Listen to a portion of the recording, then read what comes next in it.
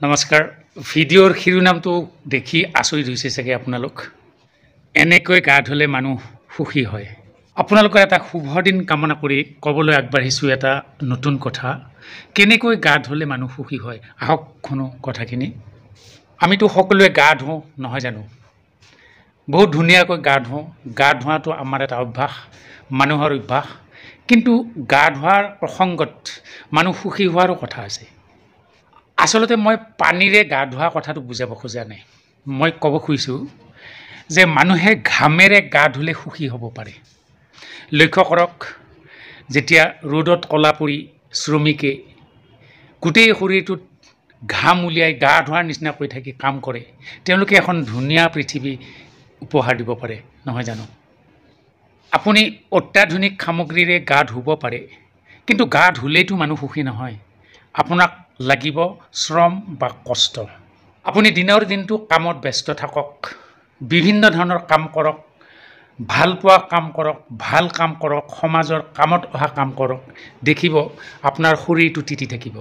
ঘামেৰে তিতি থাকিব পথাৰত কাম কৰক ঘৰৰ ভিতৰত কাম কৰক আৰু অন্যান্য স্থানত কাম কৰক যেতিয়া আপুনি কষ্ট স্বীকাৰ কৰিব দেখিব আপোনাৰ এক ধৰণৰ বিশ্ৰাম লাগিব আৰু সেই বিশ্ৰামৰ পাছতে আপুনি মানসিকভাৱে আৰু শাৰীৰিকভাৱে খুব সুখী হ'ব পাৰিব আজি যে আপোনালোকক এই ঘামেৰে গা ধোৱাৰ কথাটো কৈছোঁ পানীৰে নহয় এইটো প্ৰত্যেক মানুহে জীৱনত এটা অভ্যাস কৰি যদি লয় দেখিব যে ইয়াৰ পৰা মানুহৰ কিছুমান মনস্তাত্ত্বিক কথাও আছে আপুনি কেতিয়াবা কিছুমান কথাত অযথা ব্যস্ত হৈ থাকে বা আপোনাৰ মনৰ কিছুমান অস্থিৰতা আঁতৰাবৰ কাৰণে আপুনি কোনো ধৰণৰ সুযোগ বিচাৰি নাপায় কিন্তু আপুনি যদি কামত ব্যস্ত থাকে অৰ্থাৎ মনটো আপুনি ডাইভাৰ্ট কৰি ৰাখে এক বিশেষ কামত নিজক মানে ব্যস্ত কৰি ৰাখে দেখিব যে সেই অস্থিৰতা বা যিবোৰ অযথা কথা আপুনি মনৰ ভিতৰত সোমোৱাই ৰাখিছে সেইবোৰৰ পৰা আঁতৰি থাকিব পাৰিব আচলতে কৰ্মব্যস্ততাও এক ধৰণৰ ধ্যান আৰু এই কৰ্মব্যস্ততাৰ পাছত যদি আপুনি শৰীৰত ঘাম উলিয়াই বা কৰ্মব্যস্ততাৰ মাজেৰে যদি আপুনি ঘাম উলিয়াই দেখিব যে আপোনাৰ শাৰীৰিকভাৱেও বহুত ভাল কথা হ'ব আৰু মানসিকভাৱেও আপুনি